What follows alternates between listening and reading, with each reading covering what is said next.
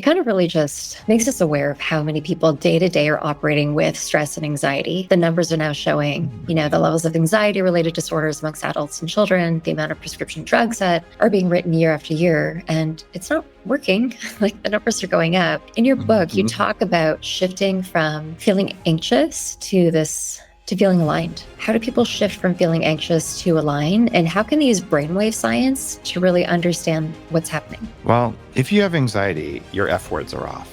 So you can have fear or peace, which is the opposite of fear. And this is the biggest source of energy. So you move out of fear by turning off your triggers with the reset process from heavily meditated. And then the next source of anxiety is food. So you might think you're eating healthy, but you probably aren't fully nourished in the right way. And you haven't trained your body to be perfectly safe and comfortable, whether your stomach is full or empty. And the next F word is friend. Yeah. Community. Like, have some friends. And if you're saying, but I'm lonely, there's an epidemic of that. People they're not members of clubs anymore, right? So go to a yoga class, find a tribe, and do whatever it takes to do that and serve them. And funny enough, when you serve your community, it nourishes you as well. So it's about more peace, less fear, more nourishment, less hunger and cravings, and less loneliness and more connection. And that will resolve anxiety reliably. But start with fear, start with triggers.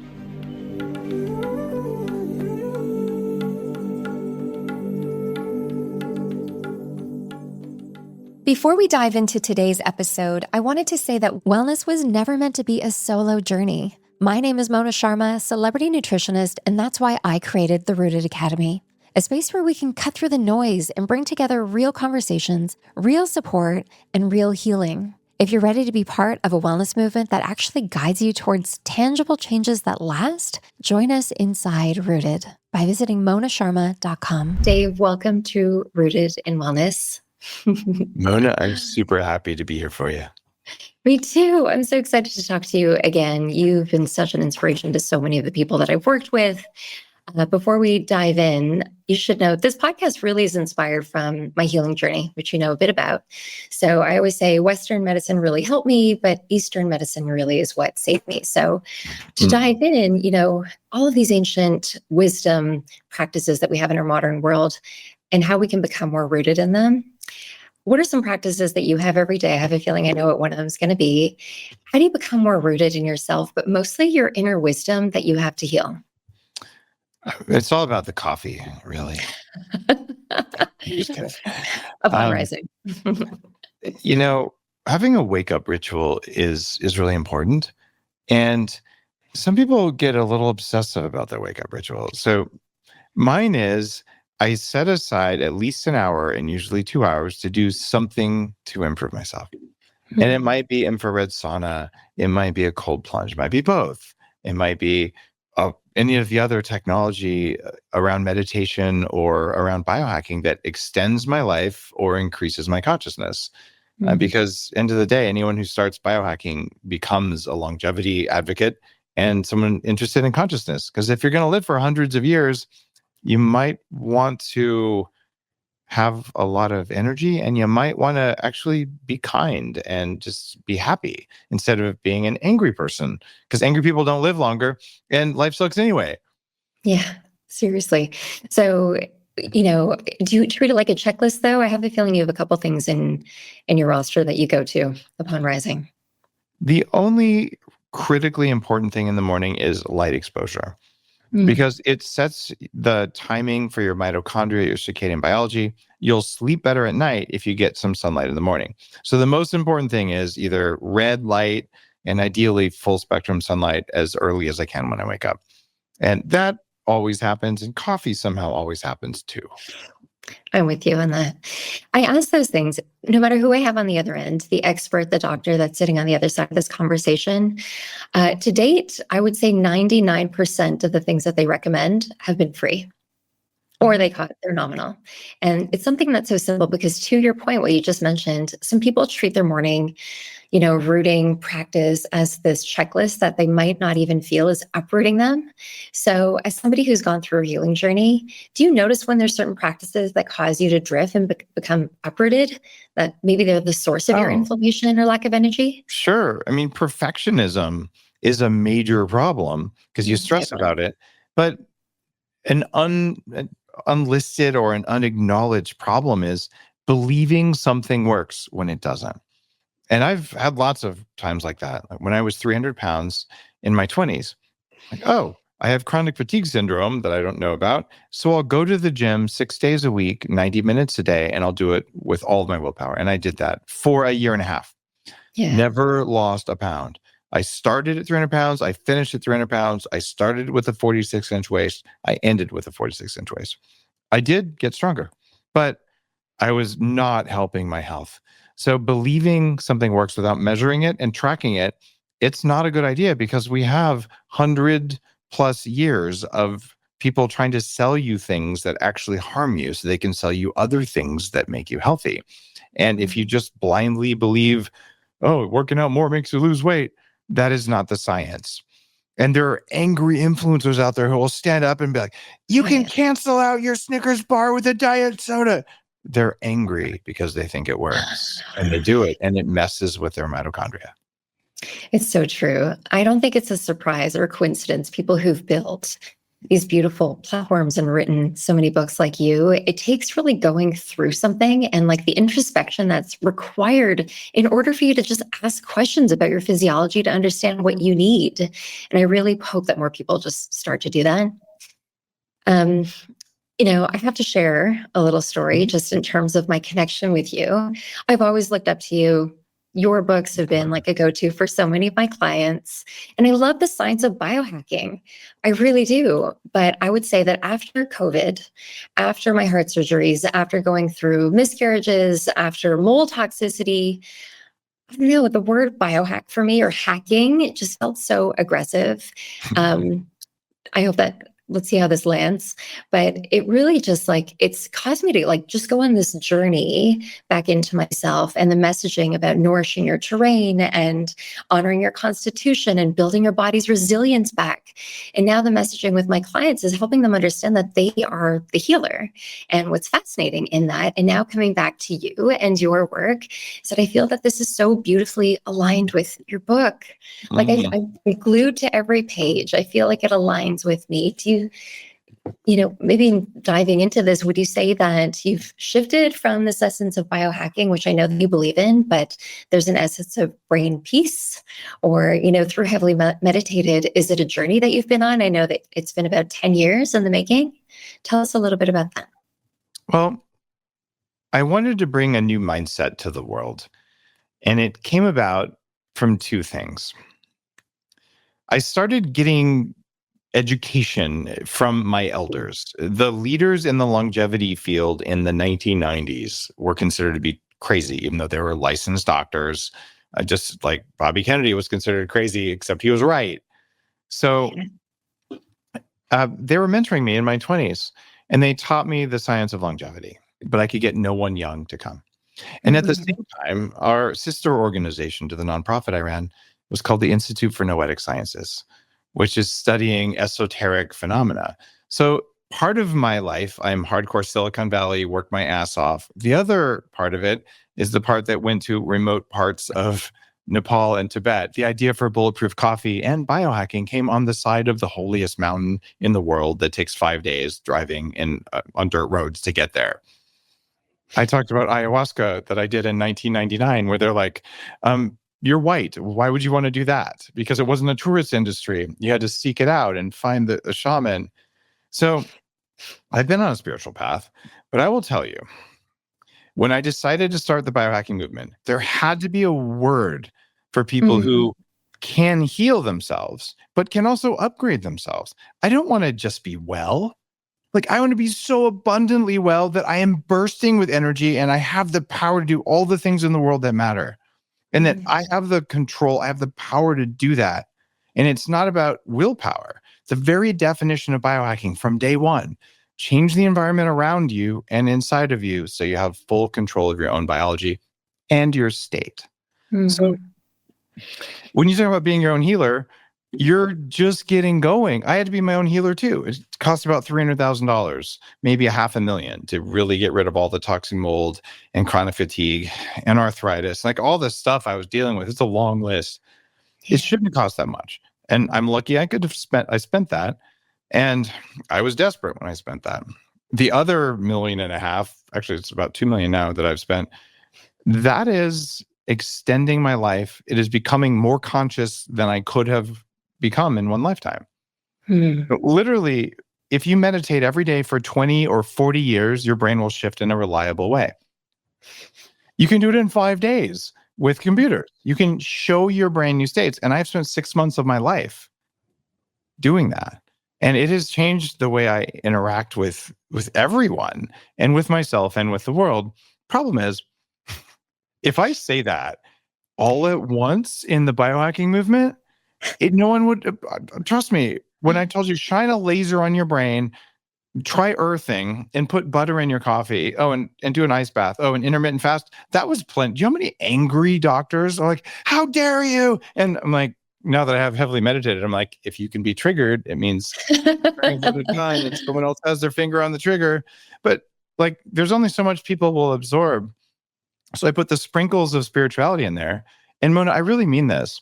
You're talking about your healing journey. When are you done healing and you're on another journey that's about radically expanding and improving yourself and tapping into the powers that you have that you don't know you have? Because that's not healing. That's evolving. It's transcending.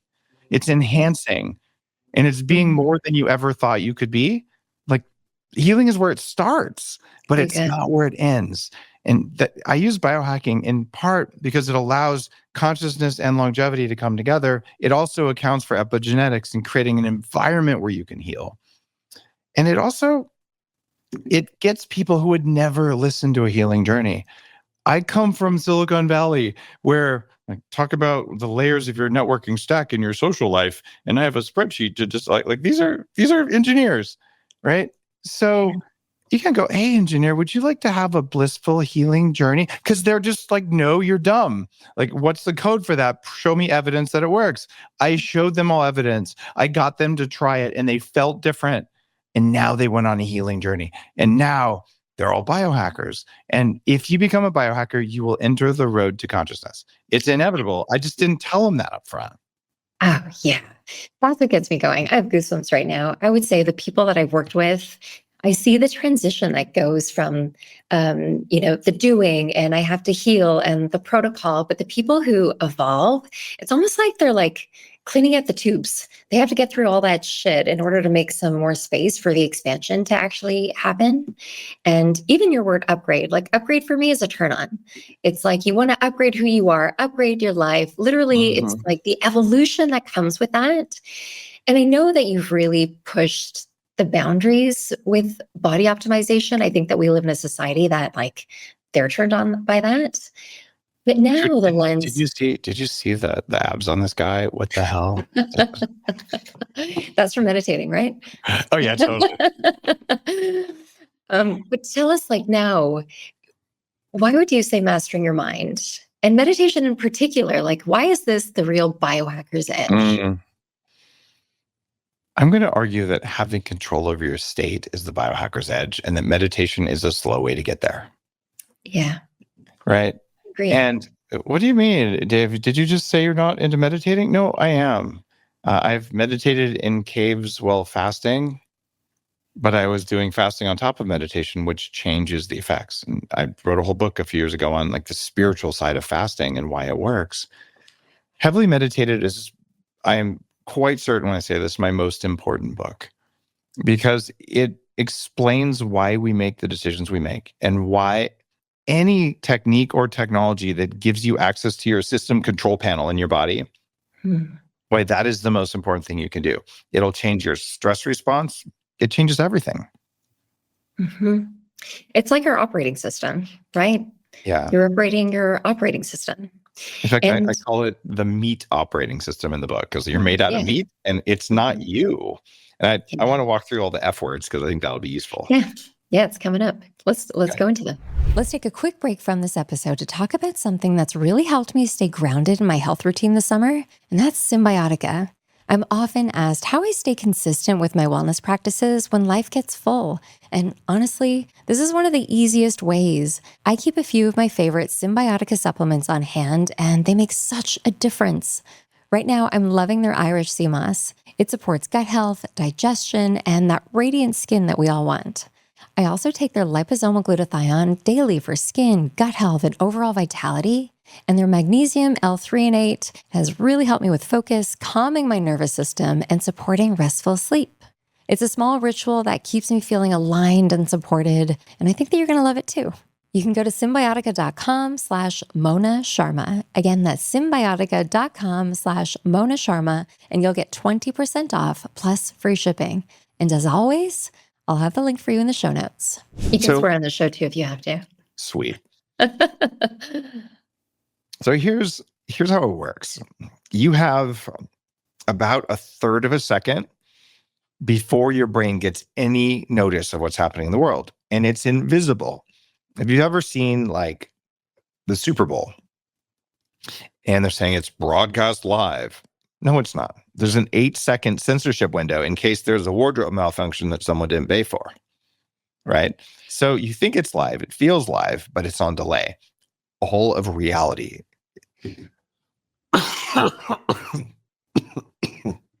All of reality needs a drink. Mm-hmm. Do the same. There you go. All of reality is on delay. And during that time, something is happening. Like, well, what is it? It is the operating system decides whether it's worth your attention and how you're going to feel about it. So if I do this, a third of a second later, your auditory cortex gets the signal. And then about the rest of the second later, your conscious brain gets a chance to think about what it is. Now, people are going, what?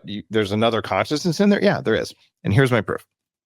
Mona, have you ever leaned on a hot surface accidentally? Mm-hmm. And then you look down and you're like, that's really hot. I think I should move my hand. No one's ever done that. Seconds later. Yeah. Right. You would be blistered by then. So your hand moves itself, or another distributed consciousness throughout your your operating system moved it for you and made you think you did it. So I want to explain why your body does what it does, where the behaviors that frustrate you come from. And this all ties into why meditation or these other techniques give you control over that system. So here's what all life on Earth will do. It has to work for single-celled bacteria, because we are made out of those. Mitochondria, we have more of those than we do cells in our body, and they're ancient bacteria. So it has to work for bacteria, it has to work for slime molds, for politicians, any kind of animal you can think of, even the most repellent ones, and even humans. So number one, fear. If something is scary, run away from, kill, or hide from it. Now, keep in mind, bacteria are not very smart. So they're going to be afraid of things that aren't really scary, because if something eats them, it's game over. And for us humans, we spend about 9 times more energy on things that might be scary, unless we meditate, then we spend only 6 times more energy on them. But we're constantly wired inside our cells to be reactive before our brain ever gets a signal. And this helps because if you're about to fall off a ladder, or there's a ball coming towards your head, you're going to duck, right? And this is good. This is your body keeping you alive. That's why it's an operating system. So fear. Second F word is food. Mm-hmm. 1/3 of the average person's thoughts is about tacos. Okay, about food anyway. Pizza? And yeah. there are studies that show this, and you're saying, what? Yeah, so it doesn't have to do that, but that's a wasted thought. You could have had emptiness. You could have thought about something that mattered, or you could have been like, I'm so hungry. What do I have for lunch? Pancakes, fried chicken, like whatever. Like, what is going on here? So you can tame that thought. And the third one is my favorite one. All life has to do it to stay around forever. And this is one of your favorites too, I hear. It's an F word. You're saying fertility or the... No, I was going to say fucking. And you try I told you could swear. Okay. Anyone who's heard me talk before, I always try to get the person to say the F word, and you knew it, so I reversed it. So fear, food, and fucking. Your body evaluates reality to see if those 3 things are possible. And if so, it's going to make you feel a certain way about it. And then you get to think about it after you already feel about it and you didn't get to pick the feeling. That is such a screwed up way of walking around in a meat body, but that's how reality works. Yeah. So Mona, have you done anything that you're ashamed of that wasn't Of one of those three course. F words? Yeah, Yeah, but they were of all from the course. three F words, right? All of them. All of Right? them. Fear especially, and like reactivity, which I think is so Yeah. relevant today. Yeah. Food, they're all relevant. Oh my gosh. Yeah. But you So got it in a powerful other it, two. it's a framework there because a lot of people feel shame, right? Even Yeah. that perfectionist wellness thing, right? That's born out of fear, right? And then all the times you ate all the Ben and Jerry's and all the pizza, and all the times, well, you went on the date with those three people at the same time, and you shouldn't have done it, but like all the bad decisions we make, it's not you. It's an automated system trying to keep you alive. And it's a separate Safety. consciousness. It's very fast and very dumb. So this is the source of the seven deadly sins. This is the source of the Buddhist hindrances. It's the source of, in Western psychology, the ego. It is your mitochondria. And this is original work that I've been working on for 25 years to come to this understanding. And it's really dark because, oh my gosh, that's all that life is? No, because there's another F word. It's friend. Yeah. All life forms ecosystems. Like we help each other. And the plants form a forest, and the animals work with other animals and their own species. So you don't have to think about it. You're wired to be kind to each other inside your bones. But if you're stuck in fear, you're stuck in hunger, you're stuck in lust, there's no energy left. Yeah. Or if you're like you and Sadness I even, were. right? Yeah. Yeah. So friend is critically important. That's where community comes from. That's where our desire to make a difference in the world comes from. Yeah. And the final F word is forgiveness. And that's how life evolves. And it's really easy for most life. So if you're a deer on National Geographic and the tiger is running after you and you get away, then you're like, you just start shaking. And then you start eating grass. That's letting go of the stress hormones and being done with it. Humans aren't that good at that because in addition to our operating system, we have a brain. And we just think about it. What if that's a tiger? What if that's a tiger? What if my mother-in-law's a tiger? And we try to make up stories to justify our emotions. So in the East or in a therapist's office, they're going to do pretty much the same thing. What I learned in the monastery was sit in lotus pose. Imagine the Buddha. Notice the intrusive thoughts. Gently set them aside. Notice them again. Gently set. And I'm like, how many times do I have to notice these freaking thoughts? Yeah. Okay. Yeah. And you can do this. And I learned how to do it. And I became a good meditator. The problem is taking energy to notice thoughts that are not really thoughts. It's your operating system telling you, think about something scary. And that is possible. And if you go to the West, well, cognitive behavioral therapy, notice your feelings and then change your behavior. Dude, it takes so much energy and attention. How am I supposed to have anything left over for my kids if I'm just noticing my feelings all the time? Yeah. And people don't want to do it either, right? Until they actually feel that feeling, right? They don't want to do it. I think forgiveness is powerful. This is exactly actually why I got into NLP. I have a feeling like the majority of people out there, they know what to eat. But I couldn't figure out why after, just some basic conversation around talking about their past, I'm often met with tears, something that happened in their childhood or while they're not choosing themselves or why they're holding on to so much anger and resentment. And obviously, I shared with you, my heart palpitations had nothing to do with the structure of my heart. It was everything that I was holding on to. And while I wish everyone could have experiences like you and I have shared about going to these monasteries and ashrams and stuff like that, where the stage is set, I agree with you. It's also really complicated. And I think, and it takes a lot of time and you have to be a willing participant, but how does forgiving then, in your mind, how does it become this neurological upgrade and not this spiritual thing that people often hear? I'll never forget when I used the word vibration 10 years ago, people just immediately roll their eyes. But now we understand frequency. We understand. I know that you've even looked at, mapping this out on how someone's physiology literally changes. Well, forgiveness is not what people think it is. In fact, it's a trigger word. And, most people get triggered hundreds of times a day and they don't know it.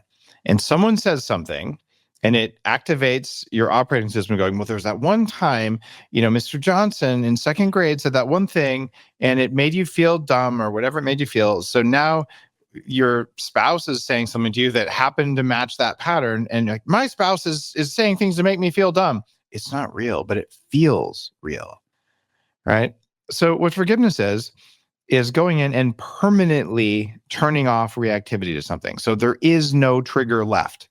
That way, when you're sitting visualizing the Buddha, there are no intrusive thoughts because you went through, and instead of learning to, over time, gently train the thoughts away, to just find a faster way to go in and say, hey, body, I understand you're trying to keep me safe. You're like a firewall here. And you're going, oh, that might be scary. It might be scary. Let's just go through and turn off everything.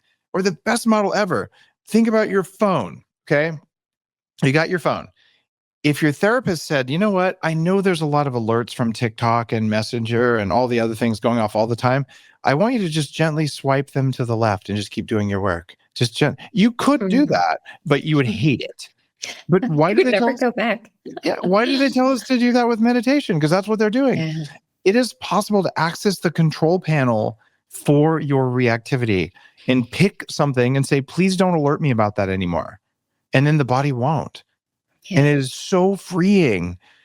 So I've spent months and months of my life with electrodes glued to my head doing this for anything I can find that's a trigger.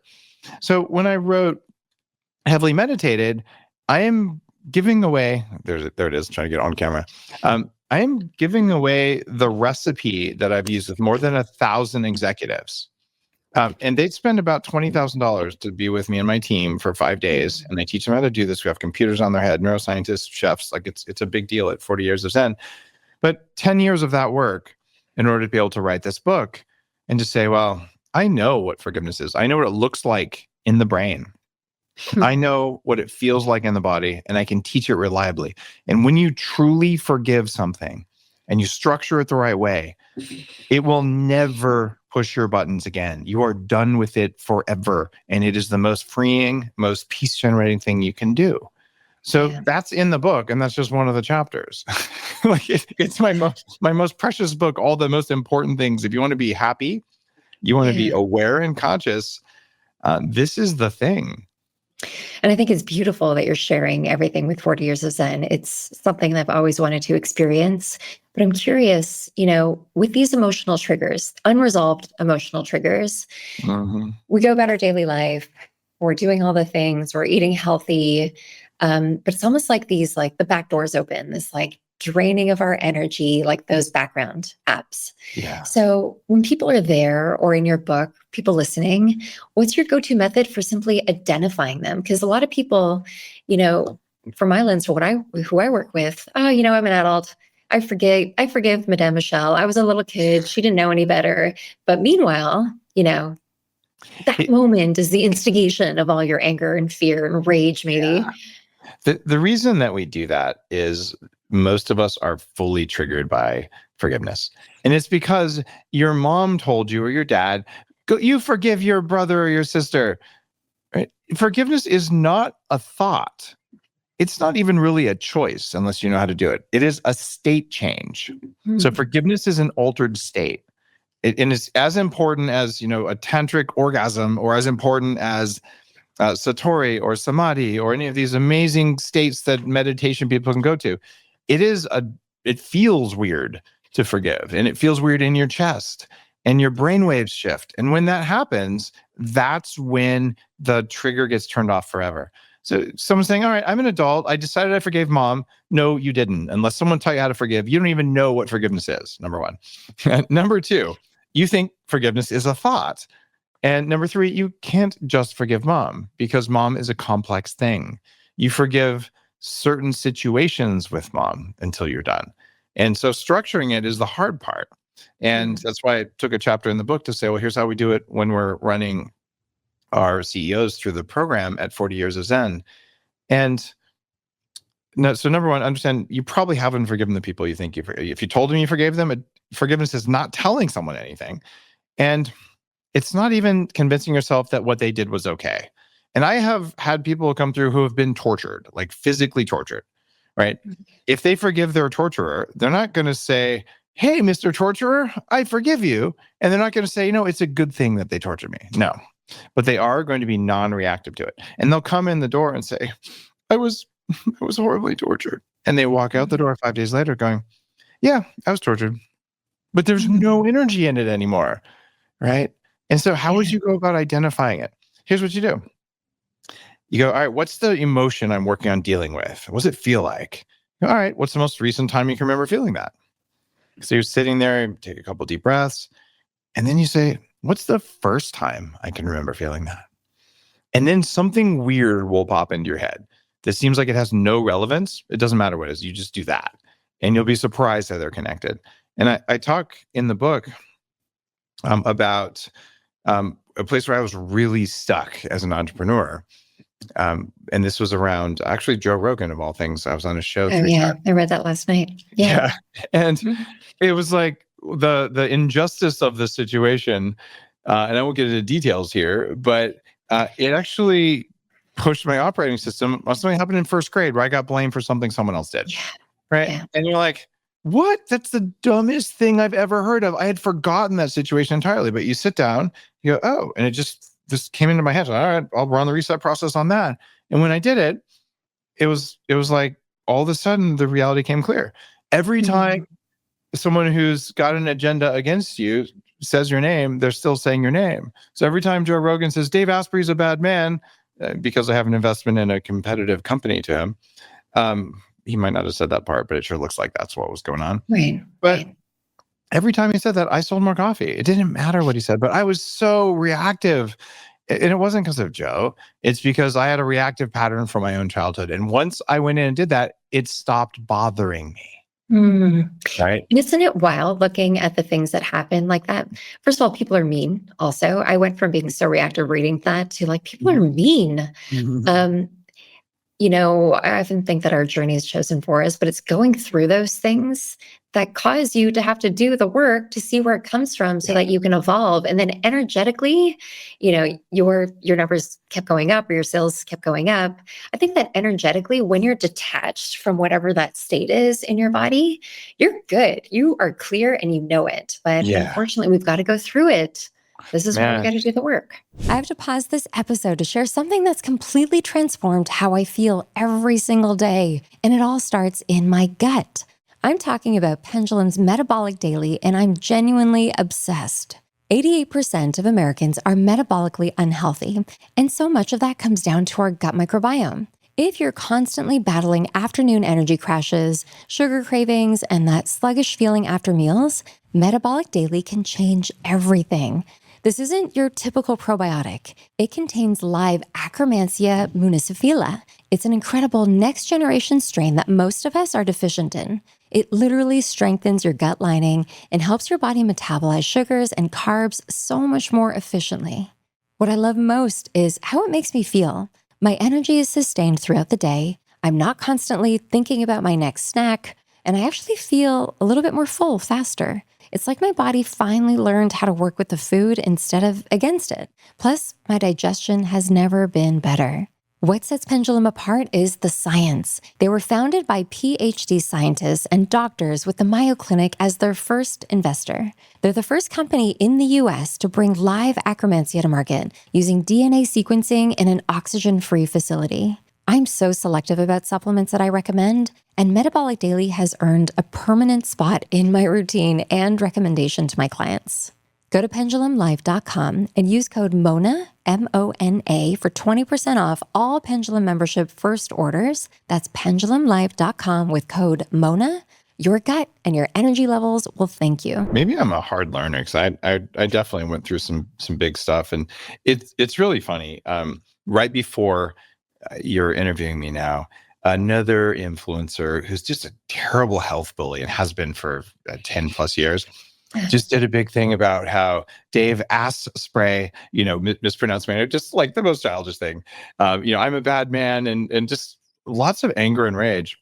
I don't know the guy, but he's a troll, right? And you get 1 million followers as a troll. You just have to live with yourself. So I'm like, okay. And literally I hit send on an email to him. And I was like, hey man, I just wanted to thank you for all the mentions on social media because you've really increased my sales. And I will be using your Instagram handle as a coupon code the next time you want to post about me. I really appreciate it. I'm looking forward to it. And I will. And it's hilarious, right? And you can see the rage. What's going on is something like 80% of people are stuck in 12-year-old consciousness. And it's not their fault. It's not because you're a bad person. It's because your operating system stopped there and you didn't have the role models to teach you how to regulate your system. And no one teaches this in school. So you can get out of that stuff. And I'm like, I genuinely wish these bullies well. I have no issue with it, but I am going to play with them. Right. And it's okay. You want to be 12th grade playing? Let's play. I'm rubber, you're glue. Like, let's go. Right. And like, we can be joyful about it. Right. And not fearful, not defensive. And just going through life like that is much better. And it's just so liberating. It is liberating. And, you talk about enlightenment. I think that the enlightenment truly comes in those moments when you know that, the saying your outer world is a direct reflection of your inner world. If somebody has that much anger to put out in the world, it's a clear reflection. You can almost, I have a feeling, just knowing you a little bit, you could probably have a little bit of empathy for this person too. And whatever the reason is that's driving his actions, right? Well, online trolls were almost universally bullied. Yeah. Right. Yeah.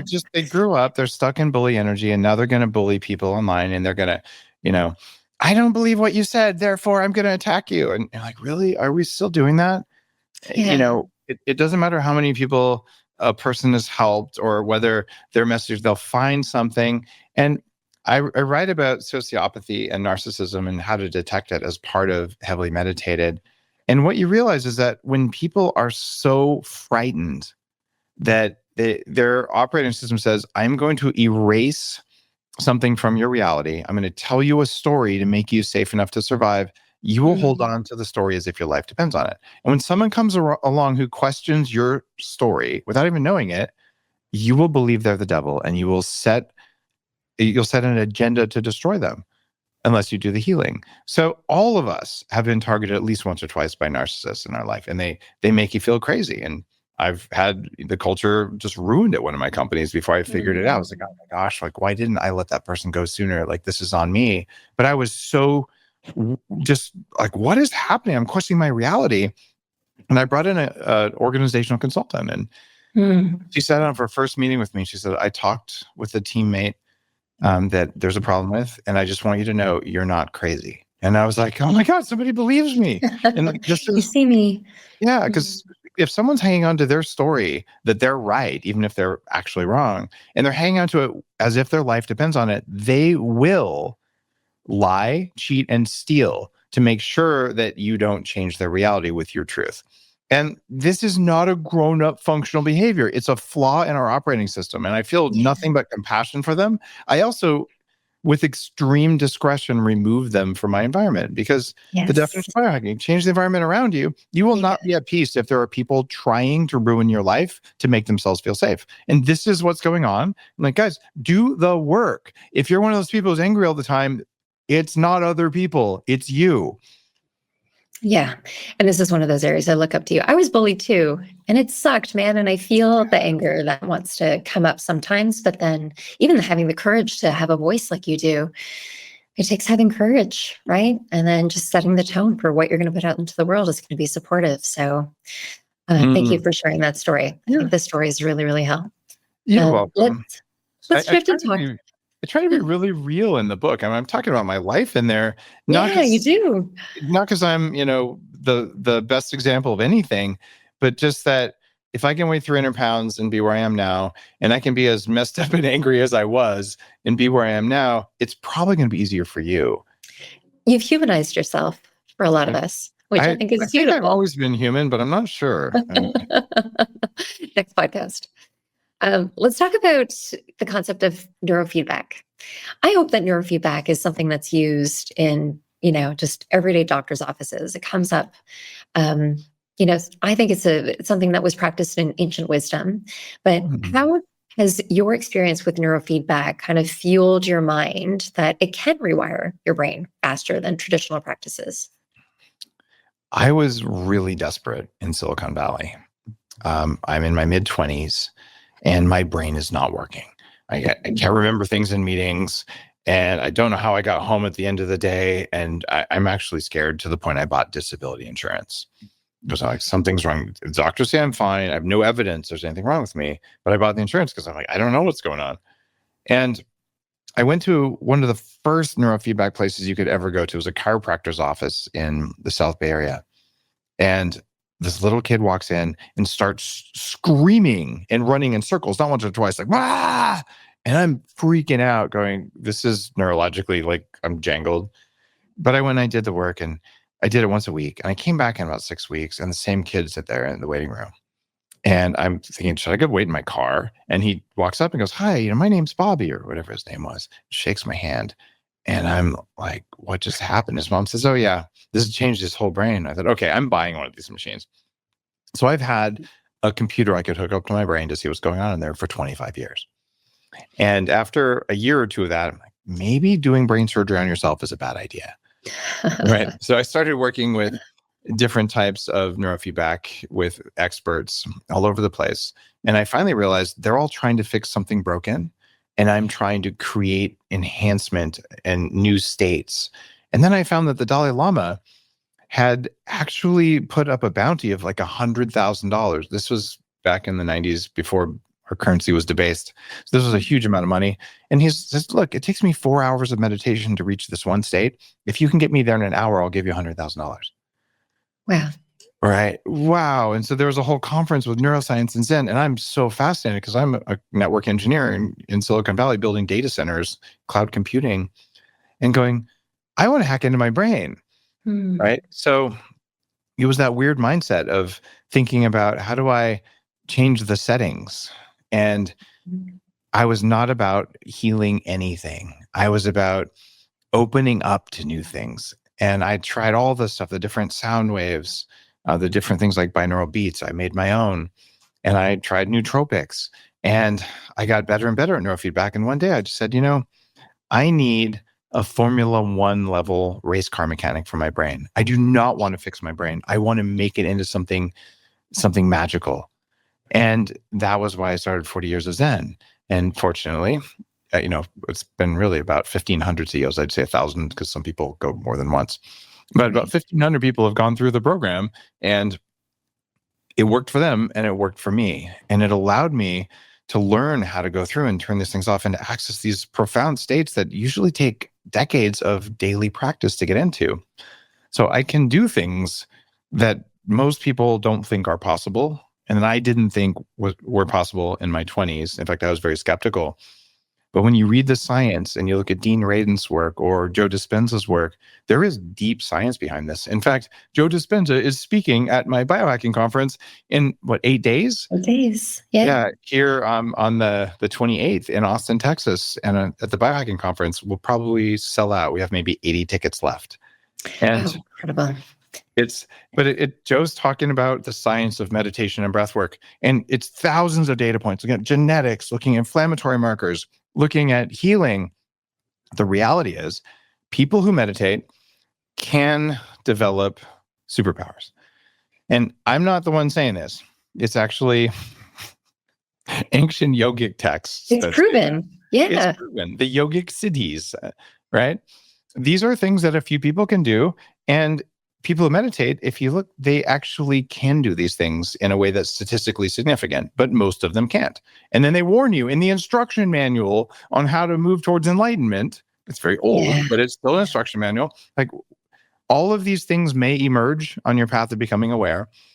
Don't let them distract you. They're like distractions. So, if you wake up one day and someone else's thoughts, you're like, oh, cool. That's great. I'm going to just keep on my path, right? Others go, oh, look at me. I'm a big psychic or whatever. And you can go down that path the rest of your life. So these things emerge. It is real. It is measurable. It is scientific. And it turns out if a computer teaches you the way you do in neurofeedback, it's on one hand worse than a meditation teacher. On the other hand, it's better. Right. So here's why. But unless you had a different question about that.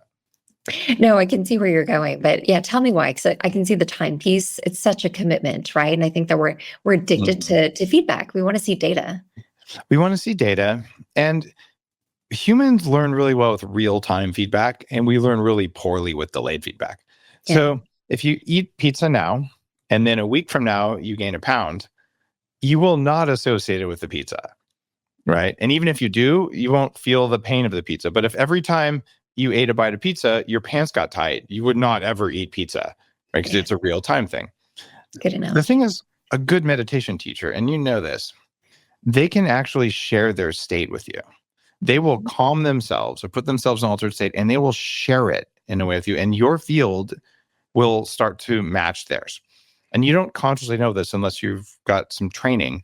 But when you start doing something even better, if you're in a room full of meditators, if the teacher notices, because they're looking at 50 people or 1,000 people, and then they look at you and then they raise their eyebrow, like, okay, I got my feedback one time today, woohoo.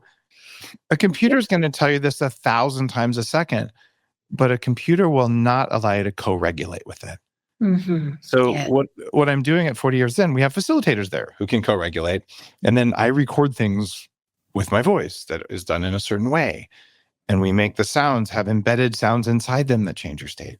So when you're working on this, you go, oh, like I feel the difference. And now you are in charge of you. And the risk of a teacher, if a teacher becomes a guru, you're dependent on the guru. And you can be like someone like Aubrey Marcus, like, I've done ayahuasca 100 times. I'm like, brother, when are you going to notice it's not working? Yeah. When do you not have to do it anymore? Yeah. Do that work? I also know people say, I've traveled around the world for 10 years with my guru. And I'm like, I am so pleased for you on your path. What's going to happen when your guru passes? Yeah. And people are bereft. They're lost. So what you want to do is you want to appreciate and love the guru, learn from a teacher, and also learn to access your states on your own that do not require medicines. But there's nothing wrong with using a medicine to see what a state feels like. And there's a chapter in Heavily Meditated that says, well, okay, let's say you don't want to just meditate. Well, try these different types of breath work, or try these sounds, or try psychedelics in this order to access altered states, but don't become dependent. Or even try tantric sex. And 20% of people report meeting God during orgasm at least once in their life. That's just as valid as psychedelics or breath work. Such a good point. What I'm hearing is like outsourcing. Craig's hands are up in the air, by the way. Nice. No more outsourcing. And this is for me what I was doing at the ashram, where there was the swamis there, the teachers there. I was outsourcing everything there. But here's something that I want to hover on. So you've explored altered states, obviously through psychedelics. You talk about this, but also through breathwork. And I want people in this grand rising and awareness around psychedelics, which I'm excited about. I think that especially with psilocybin and mental health issues, like the future could look very bright. However, to your point about the stories of people jumping back in over and over and over and over and over, not doing the work. Can you share maybe, do you have a memory for me? I'll share when I was given my my spiritual name at the ashram, we had to chant and meditate for it just seemed like hours and hours. Thought it was nothing. But then when I stood up, I had to walk down this really long path and I was like, shit, I cannot feel my feet on the ground. Oh my God, what is happening? And then I looked up at the trees and it was like the sacred geometry of merging the leaves together. No drugs, no psychedelics, simply my breath and chanting. Yeah. Well, the first time I did any personal development work at all, I was about 30 and I had made and lost $6 million. I had just decided to get divorced from a brief and very chaotic marriage. And I was just like at rock bottom where I'm like, I don't know what to do. I've tried being rich. I've tried being famous. I've tried being in a relationship. Like I am so miserable. I don't know. So I went to this crazy sounding 10-day workshop and they had us do holotropic breath work. And this was around 2002, maybe. So in early days of this becoming a modern thing. And I saw more mystical stuff. I had a bigger psychedelic experience from that than I've had from any psychedelic. And maybe DMT is on par with it. And I'm like, what is going on? It was life-changing. Seeing past lives, getting lessons, all this stuff. And it really changed my reality. We also did internal family systems and just a whole bunch of transpersonal psychology. Well, 2 years later, Stan Groff, the inventor of holotropic breathwork, comes to Palo Alto and I did breathwork with him. actually with the mother of my children. And then 2 years later, I ran a breath workshop with Stan Groff, the father of breathwork. And we trained about 100 of my coaches with Stan when he was 94 years old and full of energy. And he was a psychiatrist in the 50s. I know you know this, but listeners may not. And he's in Czechoslovakia, and they made LSD illegal. He used it on 3,000 patients, changed their lives. And when they made it illegal, he and his wife invented holotropic breathwork as a way to access the same altered states. So guys, you don't have to do psychedelics even one time to enter these exalted states. There are other paths. And I wrote Heavily Meditated to say, look, pick the path that resonates most with you. Like one of them is going to make the hairs on the back of your neck stand up. That's the one, right? And I'm also concerned, you've probably seen this too, there are people who maybe aren't aware of what they're doing, and maybe some of them are, who are targeting successful people, especially with ayahuasca, but sometimes with other psychedelics. They're not working for your best interests. You know, they have lots of beads, they look like a real shaman, but they don't have the skills or the knowledge. And I think there's risk, spiritual risk to psychedelics, and I use them. You just have to use them with the right protections. So it's a complex situation. It is complex. I think there can be a really bright future to that point, but I love that you hovered on that for a second, because I think people without experiencing or maybe having the right teacher, you don't know that that's even a possibility for you. But if you have someone, you know, because I think a lot of people are being targeted, whether it's through public group somatic events or through psychedelics, but then there's no integration afterwards. It could be dangerous and really scary. So read Heavily Meditated for those tips. And one of the things I'll call out is ketamine.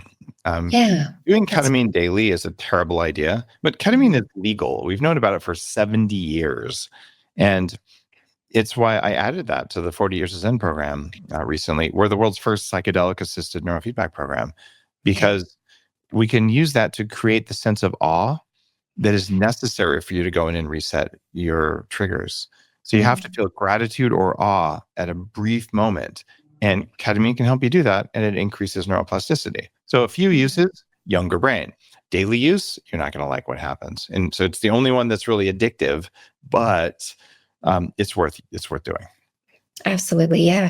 Ketamine has really saved a lot of people who've had, that I've worked with, who've experienced trauma, or for people who they genuinely cannot see a world outside of what they're existing in. So it's almost like just plucking them out of this reality so they can just for a moment experience like, oh, there's awe and wonder and bliss is possible in this lifetime. And so just taking that back into reality. But to your point, not every day, not a drug of choice. Not every day. And so I go through in order, like start here and go through them in this order until you find what you're looking for, and then you can stop. Let's shift. Go ahead. I interviewed Kimball Musk about this, Elon Musk's brother, who's a restaurateur and a regenerative farming guy and just a great human being. And I said, well, you know, I made a joke about putting DMT sauce on a steak we were cooking together. And right after he goes, oh, I don't need ayahuasca. He goes, I already met God. I'm like, what? What are you talking about? And he said, oh yeah, I broke my neck when I was 36 and I was unconscious in a coma for 3 days and I met God. And I know that state and I don't need the drugs. You're like, wow, how profound is that? So profound and powerful. You know, breaking free through those modalities, it kind of really just makes us aware of how many people day to day are operating with stress and anxiety. The numbers are now showing, you know, the levels of anxiety related disorders amongst adults and children, the amount of prescription drugs that are being written year after year, and it's not working. Like the numbers are going up. In your book, you talk about shifting from feeling anxious to feeling aligned. How do people shift from feeling anxious to aligned? And how can they use brainwave science to really understand what's happening? Well, if you have anxiety, your F words are off. So you can have fear or peace, which is the opposite of fear. And this is the biggest source of energy. So you move out of fear by turning off your triggers with the reset process from Heavily Meditated. And then the next source of anxiety is food.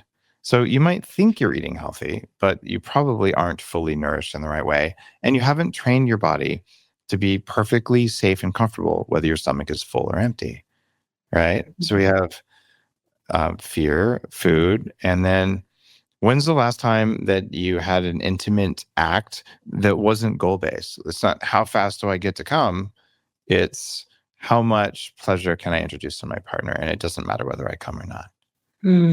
It completely changes this kind of lust-driven, porn-derived stuff into something that is a sacred act of intimate connection. And it's really a way of restoring energy.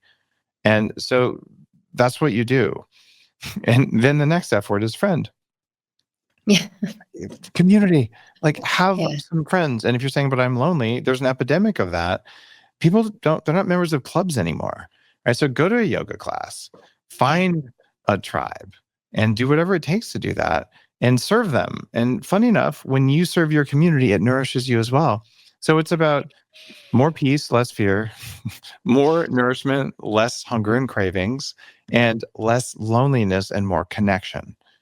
And that will resolve anxiety reliably, but start with fear, start with triggers. Isn't that crazy how this concept of just like having peace with intimacy with yourself is something that's foreign to some people?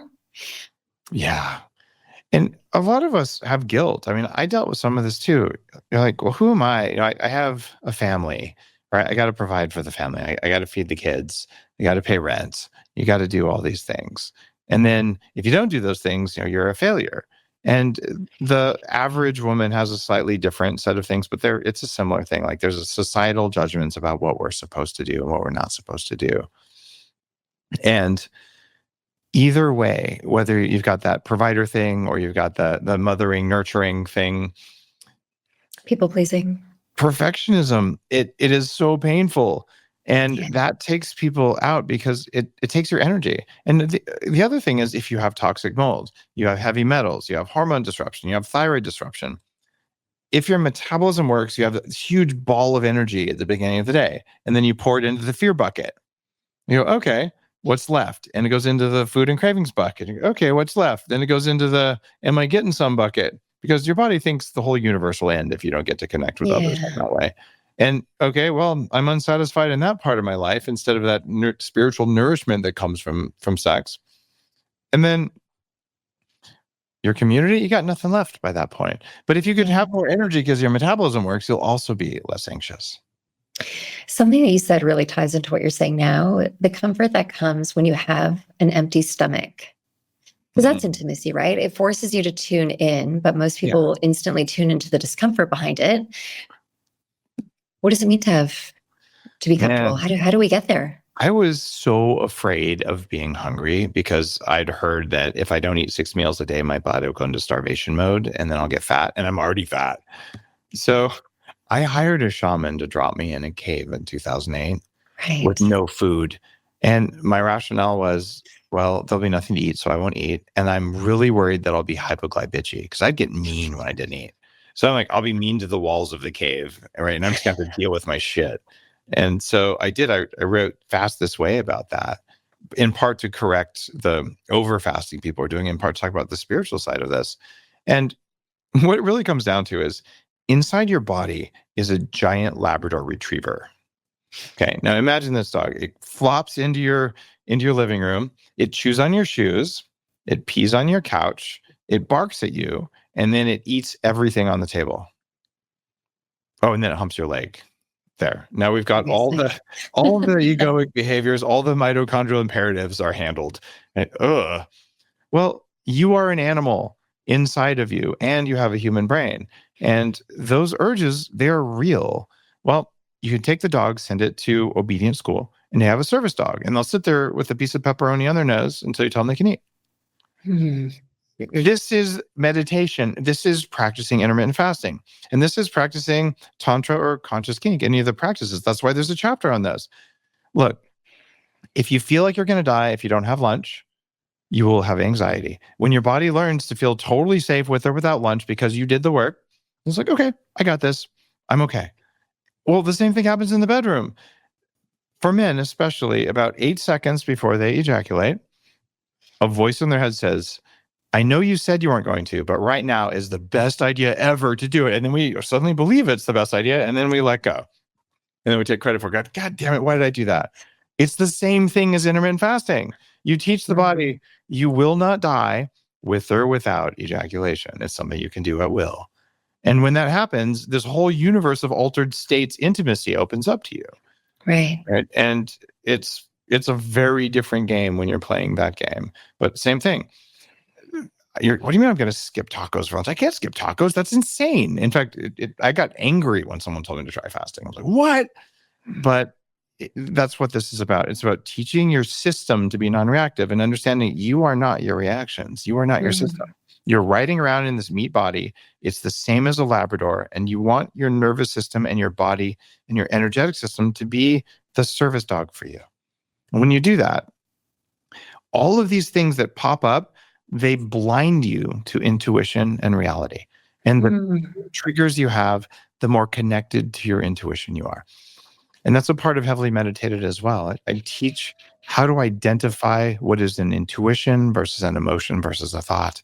And it's really critical knowledge because we've been taught since we were little kids to actively suppress our intuition. And you don't have to do that. And you're not choosing to do it. Your body does it for you. Right. Once you turn off the triggers, you're going, wow, isn't that so weird? I just knew that. Yeah. It's kind of all been brainwashing, hey? There's a lot of brainwashing going on. In building your intuition, I think that's probably the fastest route to tuning in, to taking away the fear and lack of community. Because you have your intuition and your trust, right? Exactly. Now you're reading my mind. I'm just being dumb because it makes me laugh. But it's true. Like if you trust your own intuition, then you're set. You're not looking for exterior modalities to test. And I think too, just the link between that and fasting, because something else that you're doing with fasting that I know you talk about a lot is what happens to our mitochondria. And you and I have both shared when you and I have been at your sickest, maybe to help. I'm so sick of people like just talking about the powerhouse of your cell, the powerhouse of your cell. Can you paint a picture of what was the state of your mitochondria when your health was at its worst versus the state of your mitochondria right now? I think my mitochondrial networks were in collapse and they were maybe running at 20% of their capable energy. And what I've noticed consistently at 40 years of Zen, when I'm working with people who are shamans or gurus, if I can do anything to increase their mitochondrial performance, their powers radically increase. And I've had one older guru, I'm not going to call him out, but someone you've probably heard of, who actually called in tears and said, Dave, you gave me my powers back. Like, how did I not know? So the model of consciousness I work with now is that your mitochondria are foundational. They're the interface to reality. Your body and your mitochondria, they're filtering reality to show you a teeny tiny bit of it that they think you need to know. And reality is a quantum foam or something. And what the mitochondria do is they cluster around microtubules. And microtubules are little structures inside cells that are quantum entangled with reality. So your mitochondria are powering them and focusing them. And your mitochondria talk to each other. And they have this whole entire real-time system that's in there. And when you realize mitochondria are environmental sensors, they're a separate consciousness. They're also computers. They sense, they decide, which is a computing thing. And then they can also manufacture. And they can manufacture stress hormones. They can manufacture melatonin. They can manufacture heat. And they can just manufacture stress, right? So, wow, what would happen if you meditated or you did any of the techniques and heavily meditated and it allowed your mitochondrial network to become more coherent and more focused and more in tune, and then you turned off all your triggers? You would have a direct interface to reality. And when you chose to enter an altered state, you can enter it at a moment's notice because all the stuff that gets in our way, it's not there anymore.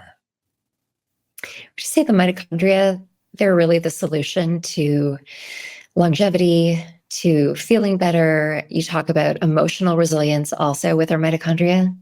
They are the source of willpower. And I found a couple studies that backs that up, right? So they power everything you do. They power your spiritual powers. They power your heart. They power love. They power, as long as you're in your body, it's all about the mitochondria. And their job every day, 30 pounds of air and some amount of food, they come together and they make that electricity that powers everything. So no wonder, if you don't know how to breathe, you don't know how to eat, or you have a mitochondrial problem in your health, you got less energy. And that translates to less spiritual energy, less mojo. But there are some things you can do that are worth talking about. Yeah. One of them, it's a quick and easy thing, and it's a new idea in the world of biohacking, and it's called bicep. And it's not this bicep. It's brief, intentional, conscious exposure to pain. So what? Well, monks used to have one of these. Right. Walker, and they would literally flog themselves every morning. And I remember hearing about that going, oh my gosh, that's so bad. They think they're such sinners. Yeah. And then Josh hurt yogis, themselves. Yeah. bed of nails. Right? Oh, and I asked my teacher, because they want to show they're good yogis? That doesn't make any sense. You ever see a yogi compete? Yeah. So what's going on there? Why do biohackers get in cold water? Why do addicts get tattoos that hurt? Why do Texans eat chili peppers? It's all the same. It changes dopamine sensitivity for the rest of the day if you briefly do something that hurts but doesn't damage you. And when you do that, your body says, oh, now it takes less dopamine to motivate you. So you use less willpower, which saves mitochondrial electricity for something else that matters, like folding proteins or playing with your kids. You get to decide. Okay. So people understand the modalities. Yeah, I think a lot of the things that you talked about with biohacking and mitochondrial function. What was kind of the awareness with you, though, around emotional resilience and pain? Like when I finally found a cardiologist who talked to me about having the most concentration of mitochondria around my heart, and then asking me about my personal history emotionally. If people are going out there biohacking, doing all the modalities, checking the checklist on how to get rooted, you name it, and yet they're still not, maybe reversing their age, or they still come back with high inflammatory markers in their biomarkers. What's the connection to the emotional resilience there? Well, the more inflammation you have, the more energy your mitochondria are putting into making inflammation instead of making emotional resilience. And this is why oftentimes, if you're obese the way I was, you're going to be more emotionally reactive. And it's not because you're a bad person. It's not because you're weak. It's because your system is inflamed, right? Yeah. And the inflammation, instead of going to the prefrontal cortex to allow you to regulate your emotions, you didn't have enough energy to do that. So your body said, let the emotions run things. And it's not a good place to be. So I have deep compassion for anyone with a health problem. And chronic fatigue is when your mitochondria are really, really low and your inflammation is really high. Having willpower then is incredibly difficult. So the sicker you are and the fatter you are, the more of a willpower athlete you are, because you are pushing through it. And it is like walking in mud, and it is so hard. And you want to fix your mitochondria, and along the way, stop carrying boulders in your backpack, because every trigger you have is a boulder. Set those down and you'll get your energy back. And then that energy goes into healing. I love that you painted a picture of that. Thank you, because I still think that there's an addiction for people looking for modalities that are outside of themselves. And I know that's exactly what you're kind of deactivating in your book. On the concept of brainwaves and the things that you're listening to, and at 40 Years of Zen, the recordings that you've made for people to listen to. I know you talk about gamma state, and you and I touched on that, whether it's through psychedelics or through breath work. Is there a lot of impact? Talk to us about the science and the studies that you've come across with listening to different sound waves or sound healing. Sure. It comes down to this. Your brain can be in different states at different volumes. So think of a state like a music note. Oh, look, I made a E note or a D note. Right. Well, okay. Could I hear it? Was it loud or was it quiet? So those are the big variables. But then what song am I playing? Right? Because you could be playing angry gangster rap in the C note with high volume, or you could be playing Mozart. And if you can learn to play Mozart, that is going to produce a different state.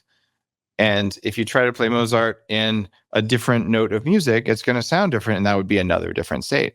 So it turns out we think of brain waves because they're easy, but imagine if you went to Spotify and it was like, do you want to hear music in the C note or the D note or the F note? And you're like, well, what kind of music? Like, sorry, you can only choose the note. So brainwaves are kind of oversimplistic, but the gamma state, depending on where in the brain it is a really unusual state that we only recently learned about.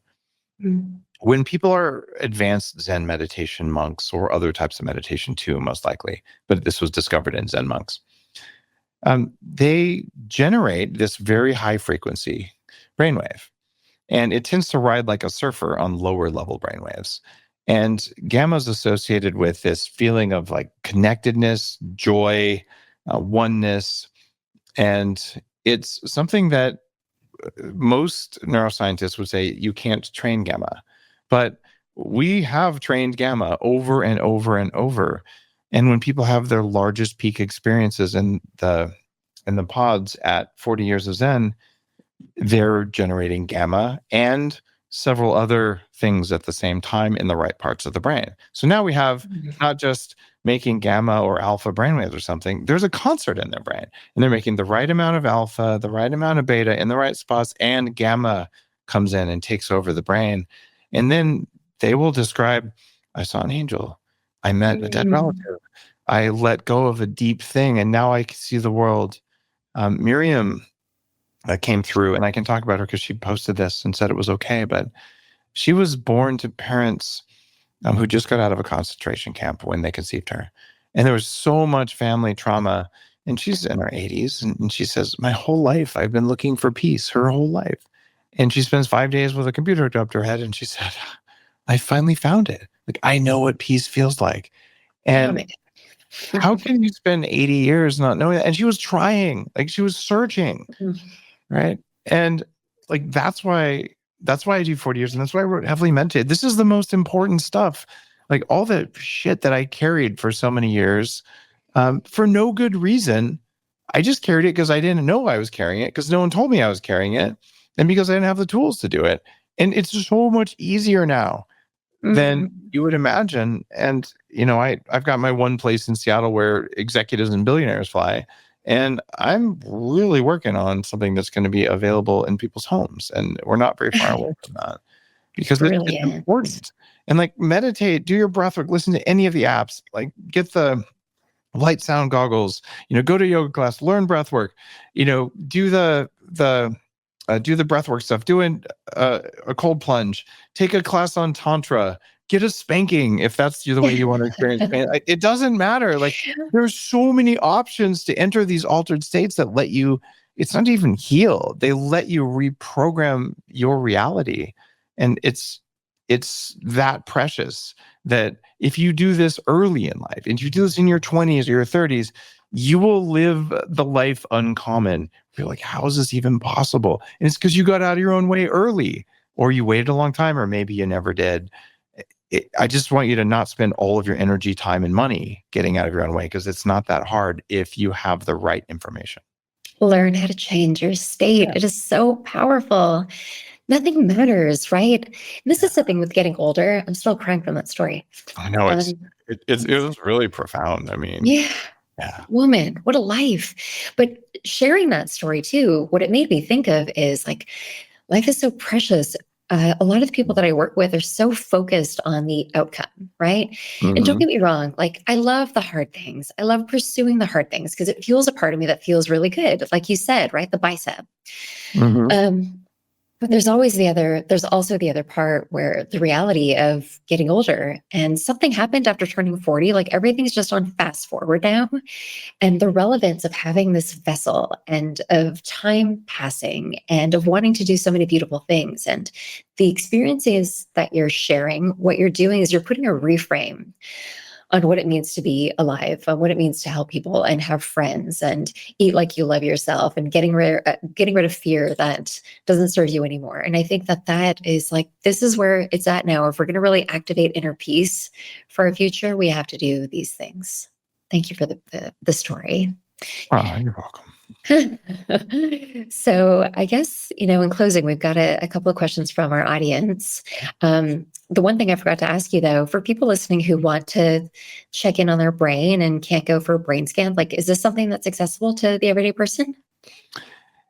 If you buy Heavily Meditated and you go to the chapter on the reset process, I teach you step by step how to do exactly the process that we do with computers and with executives and with the whole team at 40 Years of Zen.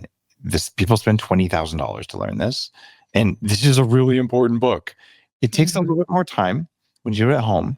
It's necessary to either tell a friend or take notes and write it down, because one of the things that your operating system or your ego can do, it'll make you forget the work you just did unless you have it recorded. So just pick something that pisses you off and do the process. Set aside 20 minutes or an hour or however long you have every Saturday or every day, and just start whittling away on your triggers, and your load gets lighter every single day. And it is profound.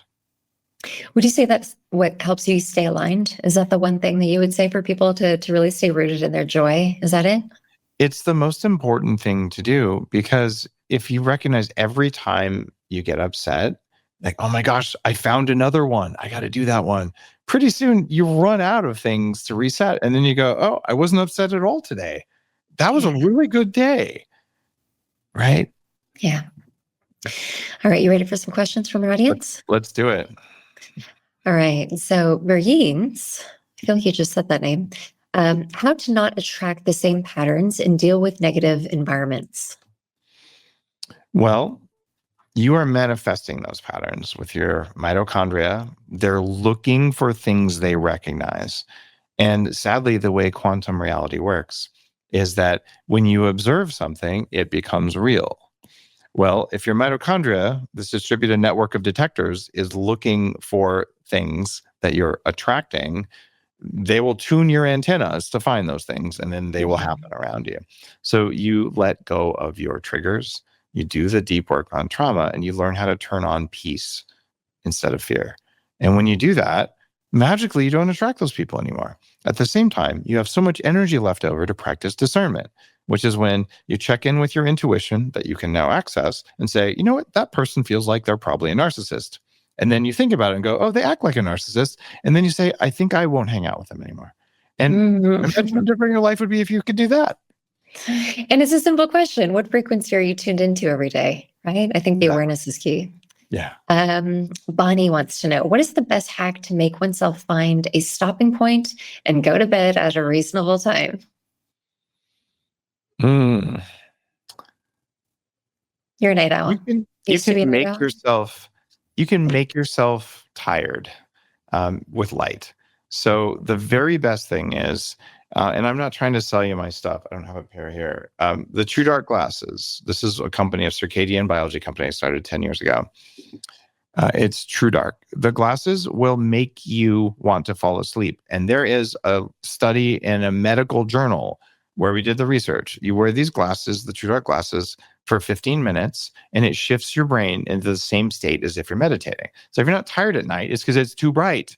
So dim all your lights, put on the True Dark glasses, or just get red light bulbs everywhere and turn off everything else. And strangely, you'll just want to go to bed on time. And the next morning, wake up and go outside. You do that a few times, you'll shut down at night just fine. I shifted from being a 2 a.m. sleeper for my entire life to going to bed last night at 10 o'clock naturally. And it's been really liberating. We have to sleep train as adults. We talk about it for kids all the time, but we need to sleep train as adults too. We do. And for people who have a hard time sleeping, the best URL of my entire life, sleepwithdave.com.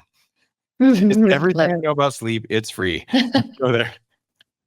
All right. Arlen says, no questions, just love your podcast and fascinated with Dave Asprey. Yes, we are. Thank you for that, Arlen.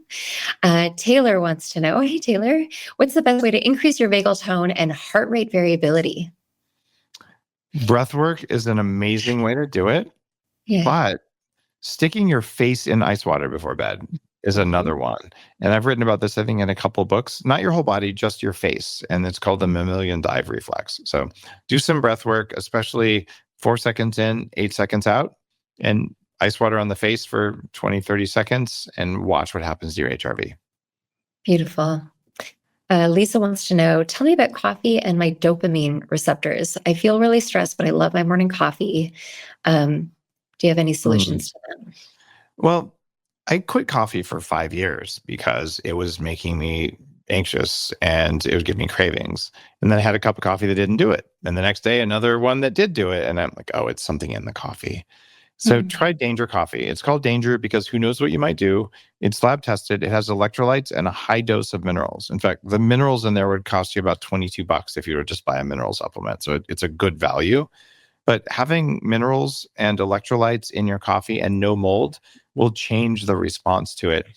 And coffee isn't that big of a dopamine kick compared to many of the other things you do. Mhm. So that can be 1 to 5 cups in many, many, many, many studies. It is the best health food, the best superfood. It is better than kale or spinach or whatever. It's associated with living longer and reductions of almost everything. And if you're sensitive to caffeine, decaf coffee works as well. You got it. Danger comes in decaf too, doesn't it? It does. And it's the only Yeah. clean decaf you will find on the planet that goes to those standards. Absolutely. So Danger Coffee is on my client approved list, found on my website, also through Dave's. The last few questions for rapid fire. If you could think about, one thing where people are making healing and health too complicated, what is it? Feeling like you have to do the same thing every day, that's Mm, not how nature works. So don't do the same thing every day. Just set aside a time and do something to improve yourself. And working out every day is bad for you. Doing the same thing every day is just bad for you. Don't do that. Do what your body needs. yeah. How liberating too. It's not about arriving somewhere. Just like tune in. I love that. Mhm. If you had to pick something about modern medicine that excites you, what would it be? The number of lawsuits against big pharma for all the evil they've done. Yeah, I have to have the flip side of that. That was kind of dark, but also kind of funny. it is Um, funny. Gene therapy for longevity is real. I've done it, and I plan to continue doing it. And you can reduce your age. Like we have more control over our biology than ever before. So Mhm. there's great power in that. Yeah, beautiful. Dave, tell us about what you're excited for in the future. Well, I've been really public about the fact that I spent a couple $1 million to reverse my age, and I want to live to at least 180. I'm still on that path, and I'm expanding the things I'm doing. The conference is getting bigger. Steve Aoki's performing at the conference in a Mm. week, and the book just hit shelves. It is #1 bestselling in meditation books, number 19 in Yeah, self-help. I saw that this Yeah. morning. So I'm super stoked. And like I want to help people, and I want to share things so that you don't go through all the crap that I went through when I was young. It's just not necessary. And when I see all these friends who are under 30, like, guys, we got to hang out more. So just making things that are accessible, because the younger you are, when you figure out that consciousness is important, the longevity is important, the less work it takes. If you wait Mhm. till you're old, it takes a lot of work and a lot of money. Absolutely.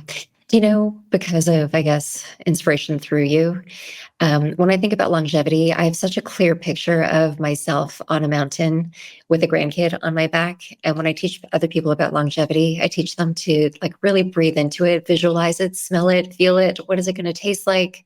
So that it really becomes a reality. It makes Love that. doing the things every single day more attainable. It's Mhm. the purpose becomes so much bigger than yourself. It really does. Dave, thank you for everything. Thank you for being here today. Thank you for like merging the worlds of spirituality with high performance and intuition. I really think that, the work that you do is just so phenomenal. I think everyone knows where to find you. If you don't have the book, please go and get Heavily Meditated. Check out daveasprey.com. Your books and all of your resources are so helpful. Thank you so much. Thanks, Mona, and thanks for having me on.